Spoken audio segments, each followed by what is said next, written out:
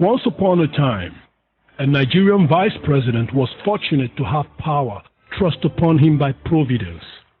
It may not have been, but there was a vacuum that must be filled. He became president and served out 2 years of an existing mandate. At the end, he longed for another 4 years in power. But the question was if this man could be trusted. He begged to be given another chance to rule, even if for only 4 years. But again, the question arose, can this man be trusted? Stakeholders from across the country were drawn to the table. The existing zoning arrangement for the presidency was shelved. An understanding was reached and a pact was sealed that President Goodluck Jonathan would rule for another 4 years only. And therefore supports and endorses President Goodluck Jonathan to contest the 2011 election as the PDP presidential candidate for a period of 4 years only. Just as he craved. But 3 years down the line, Mr. President set out to deny, alter, and possibly demolish the mutual agreement that brought him to office.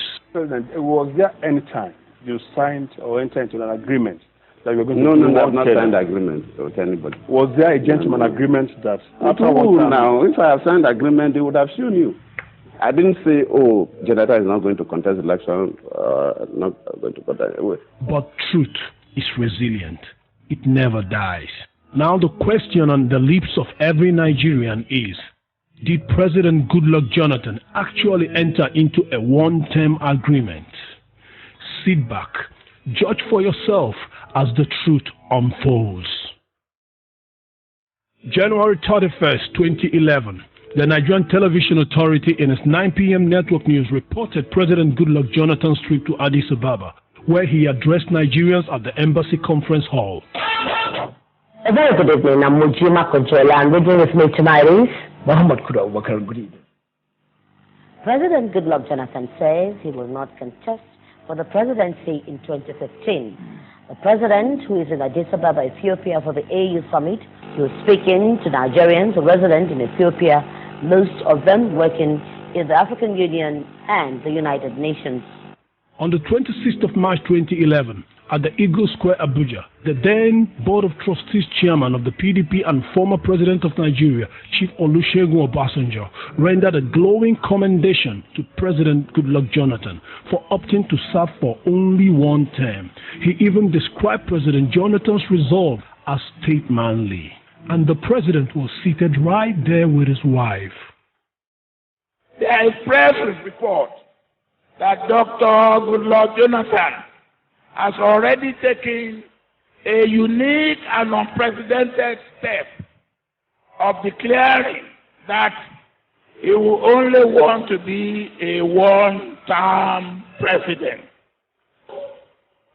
Whether we know it or not, that is a sacrifice, and it is statesmanly.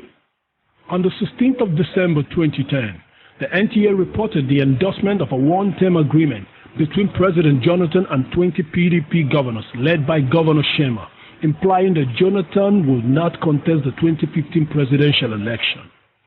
Meanwhile, a three-point communique issued at the end of an emergency meeting of PDP governors said it recognizes the Goodluck Jonathan ticket and therefore supports and endorses President Goodluck Jonathan to contest the 2011 election as the PDP presidential candidate for a period of 4 years only.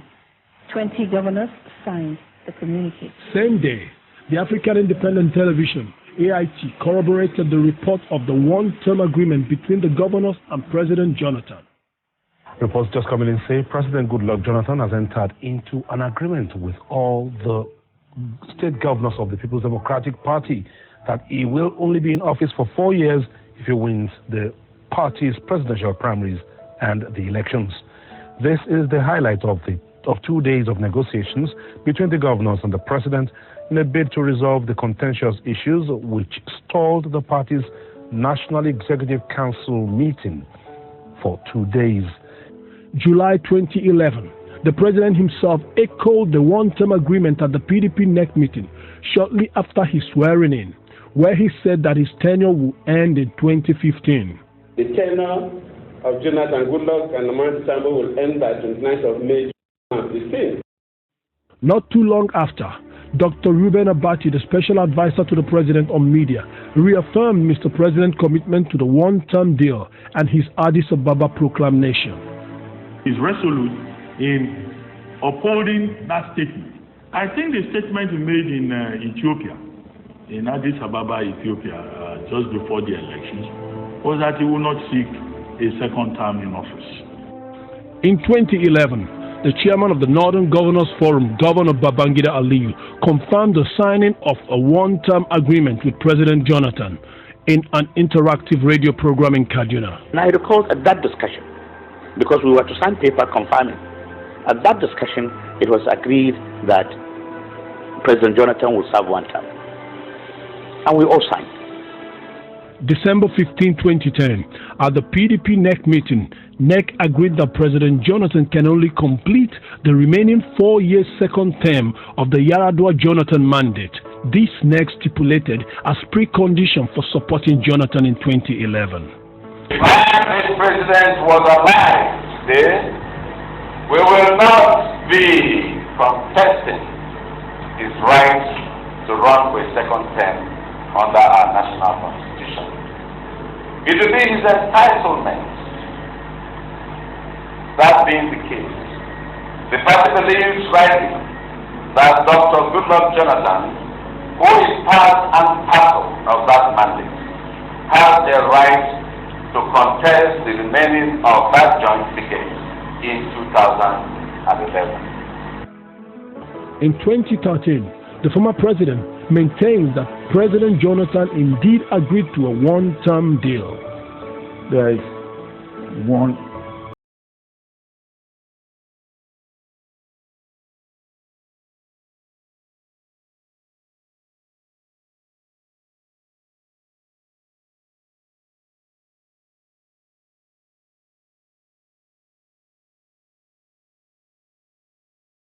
and I said that. We cannot all be wrong. Not even the director of his presidential campaign, Alhaji Dalhatu Tafida, was left out in the public affirmation of the one-term pact.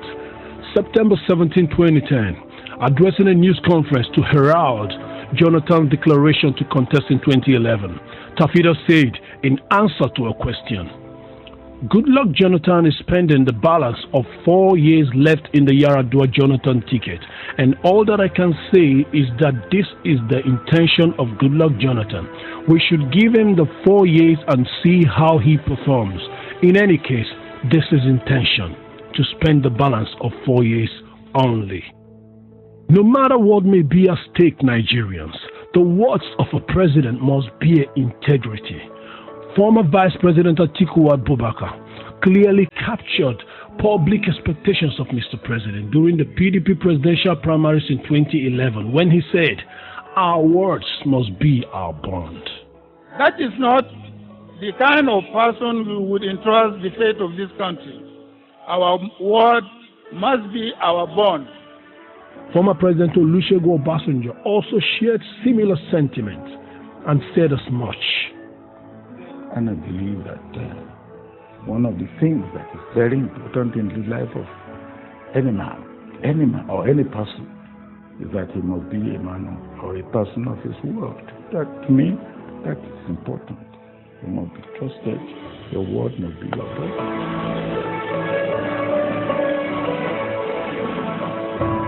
The president was silent when the PDP NEC agreed to a one-term pact with him. He was silent when Obasanjo commended him for opting to serve for one term only. He was silent when NTA reported his agreement with the 20 governors to run and serve for only one term. He was silent when the AIT also reported the one-term pact. And of course, he was silent when his media aide Dr. Reuben Abati and campaign DG Alhaji Dalhatu Tafida affirmed that he was serving just one term. And the question is, would the stakeholders who agreed to back him in 2011 have done so if they knew he was actually planning to be in office for 10 years?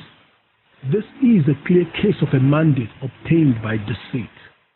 When barefaced lies become instruments of governance, leadership is imperiled. Nigerians, is this the leader we deserve? Let your votes respond to these lies. Truth never dies. This message is supported by the PDP Stakeholders Forum, Lawyers in Defense of Democracy, and the National Youth Leaders Council.